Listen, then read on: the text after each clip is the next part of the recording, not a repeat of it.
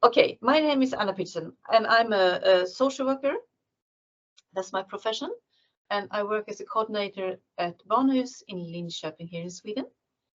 And you can see my email address, and also the little magpie there is not. I'm sorry, I was going to see the magpie on the picture. It was kind of a little bit lost. And also we have a homepage where you can and you can translate it to English. Maybe it's not maybe the best English, but still. And you can write me about anything, any kind of issues or matters. Just please contact me if you want to. So next slide. Our Barnahus started in 2005 as the first in the country, actually. And since then, that has been a quick development in the country. So today, it is 33 Barnahuses here. But still, sadly, not all children here in the country belongs to a municipality that has a Barnahus. So there are some black spots on the map still, but we're working on that, of course. Mainly in the north of Sweden, because there are so huge distances, but also some other parts. For example, south from us, there are some areas that are not, that doesn't belong to Barnahus. Okay, next picture. And who's our target group then? And this is kind of in Linköping, and it's the same, pretty much the same in all Barnahuses in the country, actually. It's children up to when you become 18, because when you have become 18, you are grown up, and then you don't belong to our target group. And the cases are about physical abuse in close relationship. That means that if there are gang-related physical abuse, whatever, it doesn't belong to our target group. It should be in this close relationship. Or like, I don't know the word for it in English, but maybe teach or something that you have kind of a certain position to. And we also include witnessing violence in close relationship. Since 2021, these children are, I think you could call it plaintiff. It's a crime against children. And it's not only that it is abuse, for example, father hitting mother, it's also maybe mother hitting my sibling.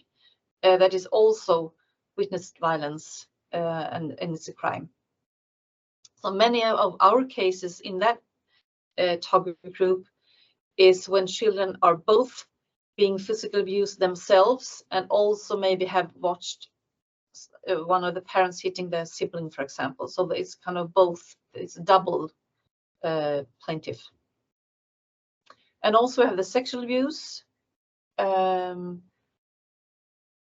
also over the internet, when children are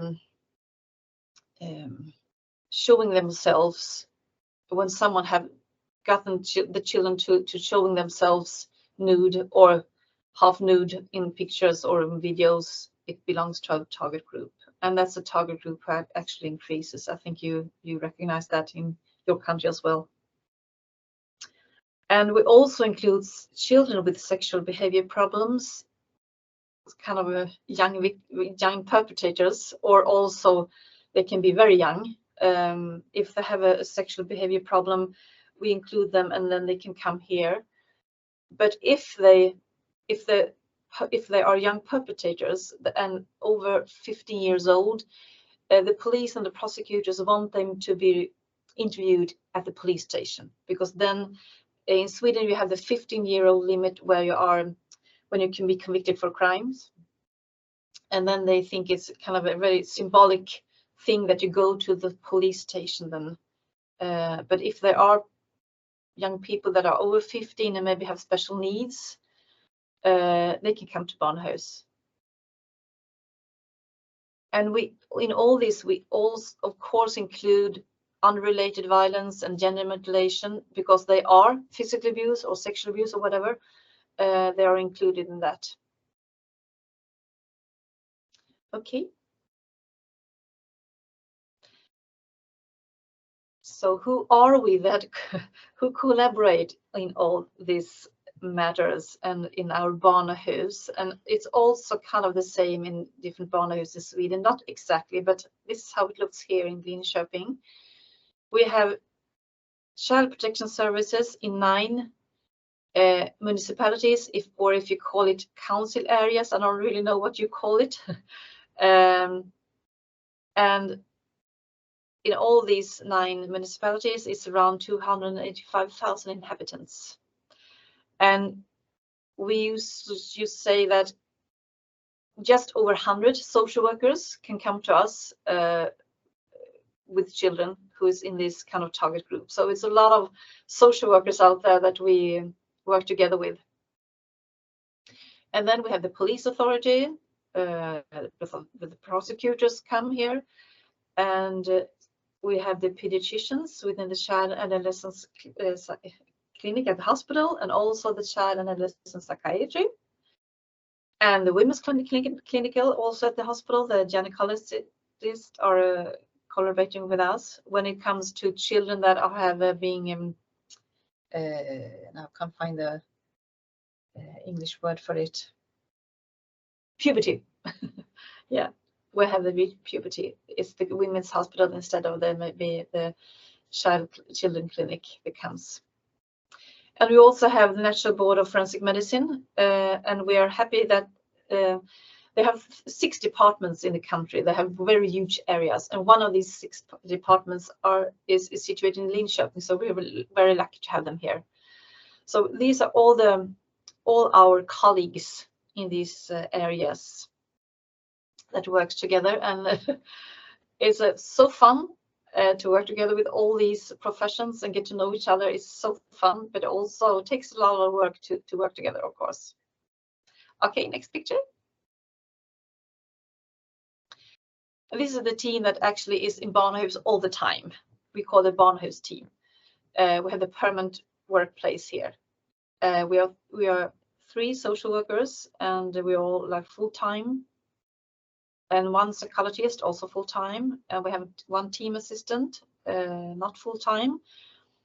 But now we also have 1 extra social worker, because one of the social workers and our psychologist doesn't work full-time as it is right now. So we are actually 6 people.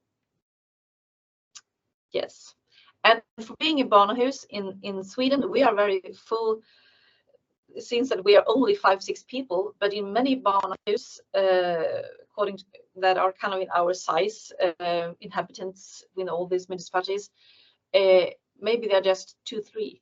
So we're pretty lucky to have, for example, a team assistant here that can take care of much of the administration for us. Okay, next picture.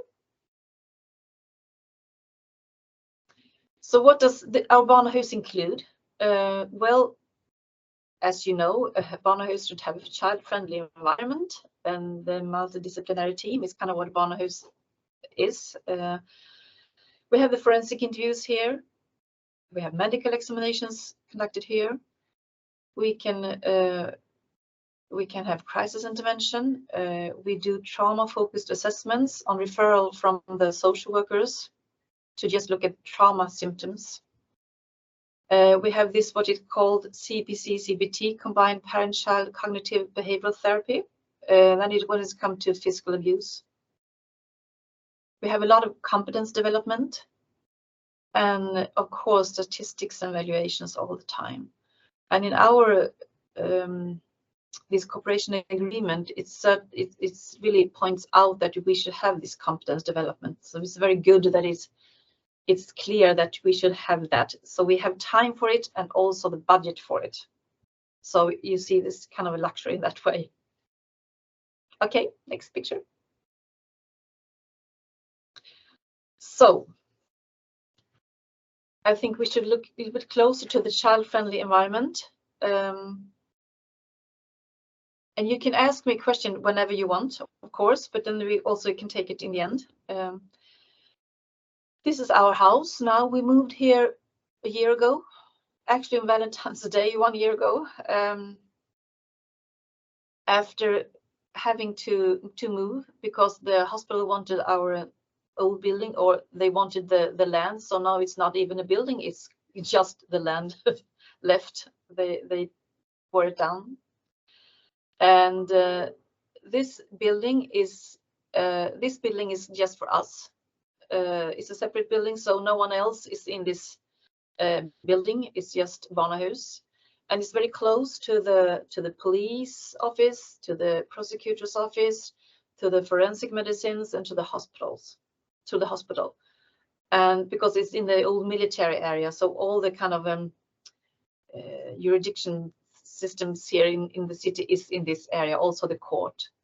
And the municipalities, the social workers have to travel, of course. And it's also easy to reach by public transport. And as you can see, the house is kind of like any house in the area. It's not like, it's kind of a little bit off the main road. So it's not like many people pass by. Okay, next picture. Just a little bit about the indoor environment then. We have, of course, separate waiting rooms when children are coming here for the interviews. And there are no contact between victims and suspects unless they are in this CPT training together. And then it's just according to the best of the child that they meet. And they, of course, they don't do that in very severe cases. And it's also just about physical abuse, not sexual abuse. We try to furnish our rooms to suit both younger and older children, and they should be inviting, but not like coming to a playground, your playroom filled with toys, because you're not really here to play, but it should have. So we have a lot of things to kind of in drawers that you can use if you want to. It is not like coming to a play room and play round. But when we do talk with children in the Barnahus team, when we talk with children, we have crisis support and treatments. We have a variety of tools to use, of course, as I guess you have also. And it's important for us that the building is accessible for children with disabilities. Like if you have to come in here if you have a wheelchair. And when we moved to this house, since it is the healthcare, the hospital that kind of have our budget, the money is in there. They're kind of the juridical person, or what you're saying for Barnahus, is their rules when we should move to this new premises. Their rules, we have to follow the rules, and there or any rules in Sweden now. If you have to move into a new house like we did. It's so important with all these kinds of, that it has to be accessible for anyone, you know, and different rooms can be suited for different purposes and so on. So it took me over 2 years to plan for this move to this house, because it was so many things to think about. So many people asked me things, all kind of professionals that are in building a new house.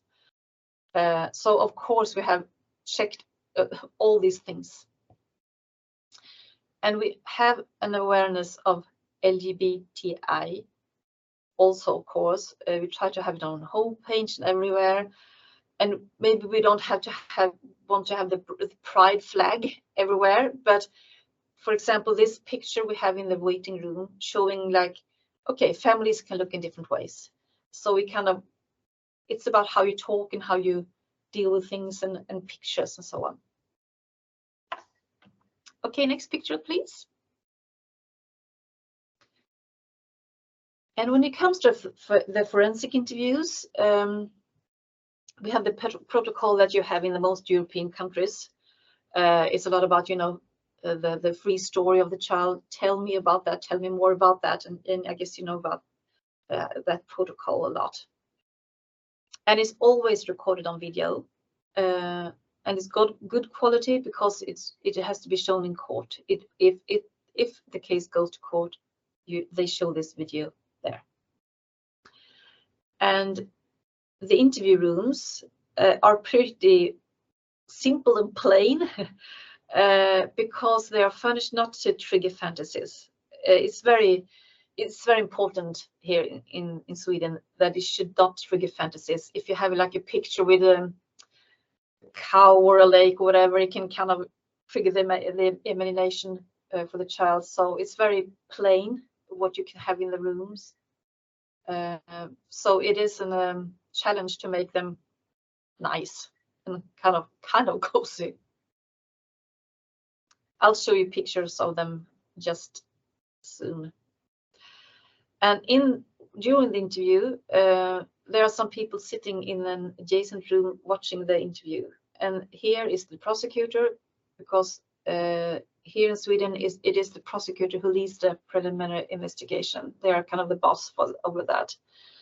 And also the social workers in that room, the child's special representative, I can't talk, it's like the child's lawyer, because many of the children coming to the forensic interviews here in Barnahus do it without the knowledge of their parent.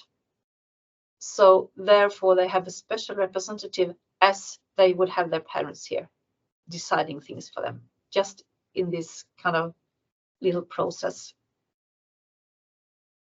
And also one of us from the Barnahus team is in that room also. And as I said, this video is shown in court because here in Sweden, it's children under 15-year-old. They don't have to go to court themselves to be there in person. They show this video instead. And therefore, it's so important that this video and the forensic interview is holding a good standard. It has to be good quality for the sound and the picture, of course, but also the interview itself, because the defense lawyer can't really cross-examine the child when the child is shown on the video, if you understand. So you really have to be very, very important. It is very important what is in this interview. So therefore, it's good to have the prosecutor in this adjacent room, because then they can say, okay, you have to ask more about this. I need that also, and so on. Okay, next picture, please. So now we come to some pictures here. I think it's nice so you can see how it looks here. We have 3 interview rooms, and they are kind of named like the blue and the green and the pink ones. Very easy. So these are the blue rooms. Top of the right is the waiting room, and each waiting room have their own toilet, so they can just stay in this room. They don't have to go out. They are in the room, and we bring some fika to them, and something to like to drink, and maybe a little cookie or something. And also for the people following the child, who have coffee and things. So they get something to eat while they're waiting and so on. And there you have the interview room with the 2 chairs there. And also this adjacent room where we sit and watch the interview room on these screens. So these are the blue rooms, and then go to the pink ones. And the next, they look the same. You see, you have the waiting room there, up to the right, and there's the interview room, and there's the adjacent room when we watch the interview in the same way. And then next slide by the green ones. Yes, and the green ones is our extra ones. It's the small ones that we have, like third option if we need. But it's also good to have an extra waiting room if there are siblings, and the siblings are not supposed to meet each other before the interview or after, and so on. It's a lot about the logistics. It's good to have an extra waiting room as well. So we use the waiting room pretty often. Okay, next slide. This is how the medical examination room look like. And here are the pediatricians are coming here, and also the forensic doctors to do it together. And of course, you can't do X-rays here, and you can't, if you have to take blood examples, you can't do it here. But you can take in, like, other kind of examinations you can do here, of course. And most often they look at the body of the children. Yes, next picture, please. And this part is like the part where we have the main for the child crisis support and the treatments. It's another part of the building. This is the first floor where we have these things. So we have a waiting room, and that waiting room can be used, like if one family is waiting and another family is coming, it's okay, because here we don't have to think about so much about the secrecy of the preliminary investigation. It's more like a coming to anywhere where you need help. So we have the waiting room, and the two pictures under the waiting rooms there are our meeting rooms, and also we have the meeting room for the children. All these three pictures together, you see.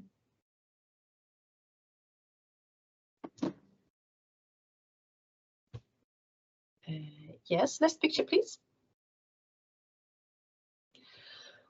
And this is our room for in our Barnahus team, and also I've written the staff for anyone coming to Barnahus. As I said, these 100 social workers, there are kind of maybe 10 different police officers, or 3 prosecutors, or many pediatricians. When they come to Barnahus, this is their place as well. This is our Barnahus, and not only the Barnahus team's Barnahus. So this room for staff and the kitchen there is for everyone to come. If the children that are here need some food, if they are stay here over lunch or so, we have food in the freezer that we can give them, but they never sit here. They sit in their waiting room up there, so we take the food up to them or what they need. And also we have a conference room here, of course, where we have a lot of meetings and educations. Okay, next slide. So how do we work this? How kind of we have to have a structure. This is our structure. Starting with these weekly joint consultation meetings that are so important. That's where we're planning the cases. And in these meetings, there's one representative from the police, prosecutors, child and adolescent psychiatry, the pediatrician is there, social worker, and someone from us. We are kind of leading the meeting, and also our team assistant is the secretary. That's where we also decide when to have the interview, and the prosecutor decides if she, I say she, all 3 are she, if she wants to start this preliminary investigation or not, according to the police report that they have gotten.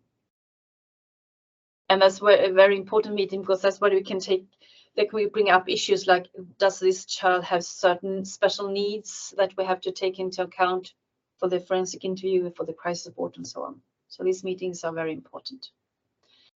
And we in the team have weekly team meetings. We're going to have this, we have these Tuesday afternoons. And we have a lot of documents, of course, describing procedures, routines, and roles, and the checklists and whatever. So that really matters, not just, as we say in Sweden, warming the shelves, but it actually are useful. And we have a working group that meets once a month. And that's a very important forum, because that's where we can address any kind of issues, small issues, big issues, whatever. And in that working group, there are representatives from all partners, and we meet almost once a month. Almost, not 12 times a year, because we don't meet during the Christmas and the summer holidays, but otherwise it's once a month. When we started Barnahus, we thought, okay, we need to meet as often as once a month, and we still do that because it's so important.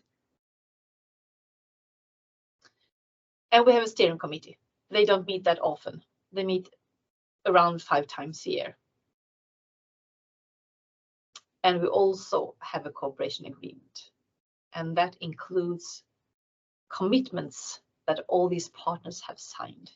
So it's kind of, okay, these are the commitments from the prosecutor office. These are the commitments from the social worker. So it's all kind of pointed down very, very precisely what they have written, what would they have signed up to. Okay, next picture, please.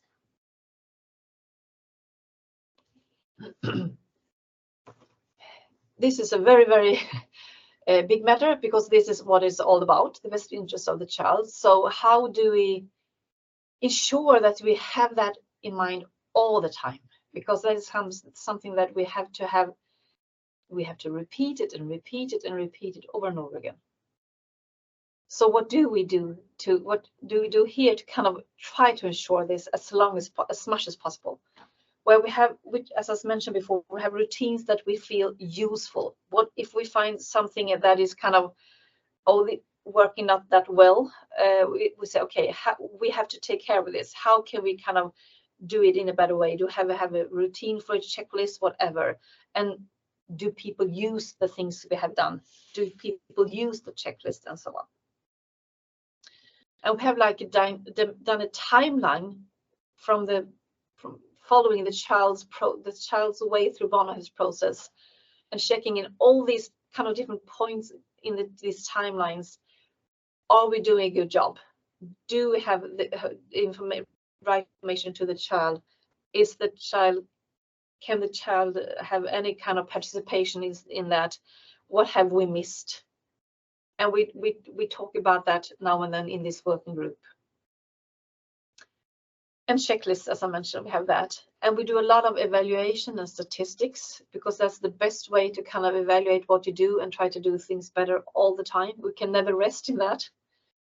And we listen to the children, because since many of the children are coming to Barnahus without their parents, we invite the parents together with the children within a week afterwards. And many of them come, maybe half of them show up.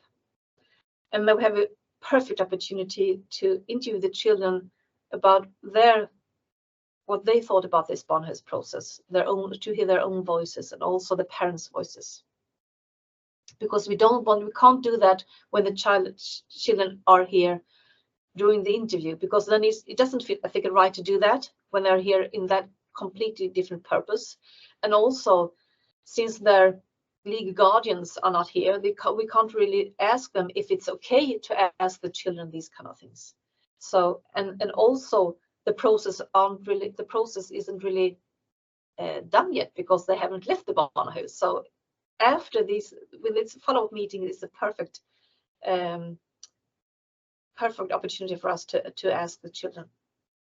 And we also listen to what we call safety persons, because since the child often comes here, or the children often comes here without their parents, they have safety person from schools and preschools instead following them here. So they have a person they know well. And we interview these safety persons also about different kind of matters. And we listen to social workers and other partners, and we also listen to the children's special representatives, what they think about things. So we have a lot of evaluation. And we're currently asking ourselves, and constantly asking ourselves, is this what we do right now, according to the Convention of the Rights of the Child? Because we really have to repeat that ourselves. It's so easy to kind of get lost in stress and whatever. So we have to kind of bring it back all the time, that issue. Okay, next picture, please. So here's some voices from the police. These are two women that are just totally wonderful. They are just recently retired, both of them, but I still have them up here because I like them so much. You can see what they say here about Barnahus. They have worked within the police force for so many years, and they say that they shouldn't have worked with these kind of cases for so long if it hadn't been for Barnahus. And this is something very important here. I think that the cooperation Barnahus, we have structure and routines. It's not just bound to some enthusiasts doing some things, but it's very, very clear what to expect from us and what to expect from Barnahus process. And also they also say the most important thing is not to prosecute, it is to make a difference for the child, and then we have to remember that. And they also say that this working group is an important success factor, the working group that I mentioned before, because it allowed a lot of development take place there. We really have to feel free to bring up all kind of issues. Okay, next picture, and then we see what the prosecutor says.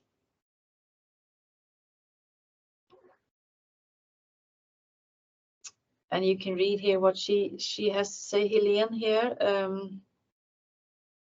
But what she points out that if you have great routines and a structure around that, each partner, each profession don't need to kind of deal with all kind of matters. They can kind of concentrate on what they are doing, and they know that someone else is taking care of other things when you work together. That saves a lot of time to do that. And if you see here on the bottom, she says like Barnahus itself hasn't made a huge difference in the court, but indirectly it contributes to raise the quality and to improve the legal structure. So that's what you have seen in Sweden. It's not like that Barnahus means that a lot of more cases goes to court, because it's still the same. I guess it's the same in Scotland. Very, very strict demands of what we have to have to prove this and so on, you know. That is kind of the same even though we have a Barnahus. But as Helene points out here, a Barnahus means that you have a better structure, it's better quality. So it's often mentioned in the what the court has written down after hearings and so on, that it was made in Barnahus and so on. And I have asked several times if they mention that it's get worse or whatever, but they mention it as something positive. But for us, it's lucky to have the police and the prosecutor saying, okay, the most important thing is not to prosecute. The most important thing is that this stop, that you can help children, that we can find more children and so on. So it's so good to have a kind of that approach. Okay, next picture, please. So then we have some voices from the children. These are some quotes from when we have met these children on this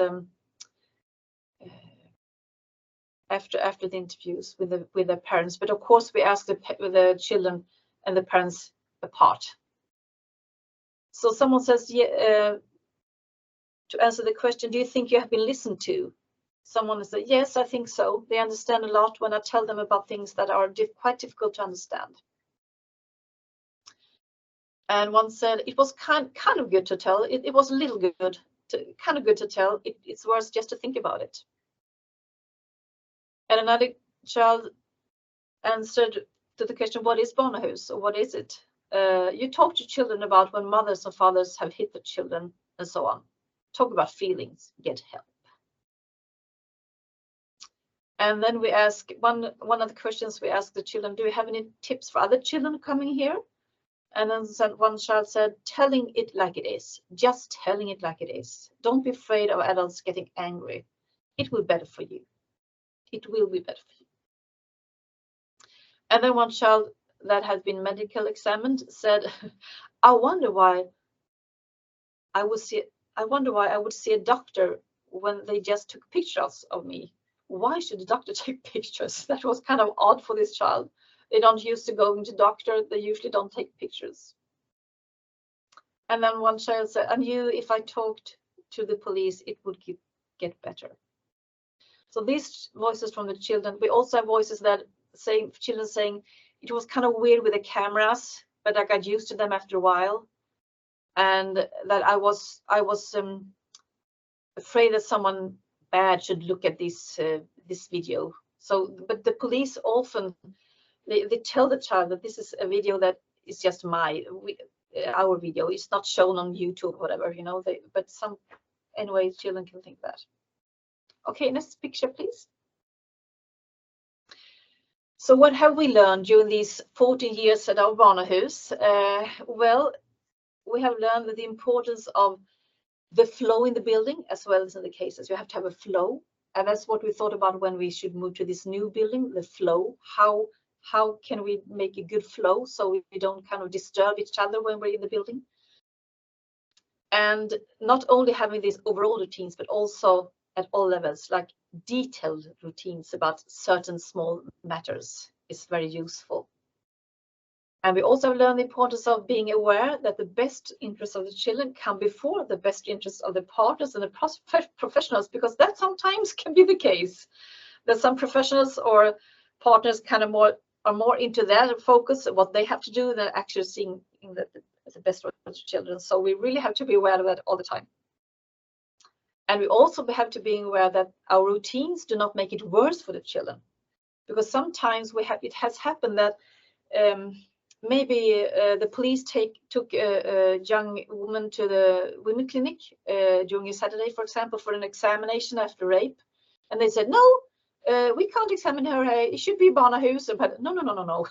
Then our routines are bad, because you don't have to, you have to be flexible and see, now we have this, how can we solve this in a good way right now? So it's also important to have routines, but you have to be flexible as well. And you also have to be aware that these routines are being followed even when there is shortage of staff at the partners, because that happens a lot. Social workers, they need more social workers, they need more police officers, and then it's easier to kind of forget about the routines. So we have to remind us about that. And also the importance of always having in mind children's right to information and participation. Because when we evaluate, we see this information, it's so important to have this information, and the right information in the right time, because you also can have too much information when it's not needed. So we really have to think about that it is in the right place and the right kind of information. And when you evaluate, you want relevant evaluation, not just anything you can gather, all the kind of statistics you can gather, but what is actually useful for us? What do we want to get to know this and that? And as I mentioned before, finding ways to include children's own voices. How can we do that? And one important thing is also the partners getting to know each other's professions, their knowledge and the guidelines, and what the possibilities and what they can't do, and so on. So we just don't sit there and say, why don't they do that and that? So we really have to understand each other. Yes, next picture, please. So this working together, as you all know, it's fun and it's nice and it's good, but it's not always that easy. It has to be worked on, working together. So what have we learned during this year, working together, all these kind of professions? It is profession with kind of that emphasizes their space. They have great routines and mandates, you know, so it's fun to work together and find ways to work together. But what we have found out specific is that it is important to have clear routines, but building relationships is not to be underestimated. It's so important because it makes it easier to raise negative questions, ask for help, and to understand each other if you know a little bit about each other. If you have that kind of a relationship to each other, and you have to find common platforms so you can provide this. For example, you can have educations together, trainings together, working group, as we have different kind of collaboration meetings together. So you work together actually. So good relationships benefit everyone involved, and we can do a better job for the children. And also it makes the work more fun to get to know each other a little bit. So it is more important than you can think. Okay, next picture, please. So these things are always ongoing, have we noticed during all these years. It is that we are in this on equal terms. It's not like the prosecutor or the police are more important than the social worker's job or taking more space. It's something that we have to be aware of all the time, that we are in this on equal terms, all the partners. No one is more important than the other one.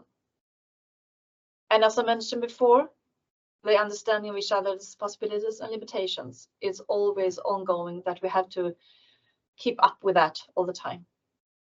And we, as I also mentioned, the evaluations. And what we also do all the time, ongoing all the time, is developing our knowledge and experience and keeping up with the latest research and so on. So that's kind of, that never ends. And the best interest of the child, of course, is always ongoing, to have that in mind. And it sounds very nice. Of course, we have that in mind, but how we actually have that in mind, it's very important to kind of really think about what do we actually do and what do we miss to do? What do we fail to do? Okay, next one, please. And this is the last one. I have talked though, so thank you so much for your time. And this is kind of like a Swedish, and what it says that you don't need a mask and a cape to make a difference, but it looks cool. It's in Swedish. I translated that for you. So I wish you good luck with all your work, and please just ask me anything.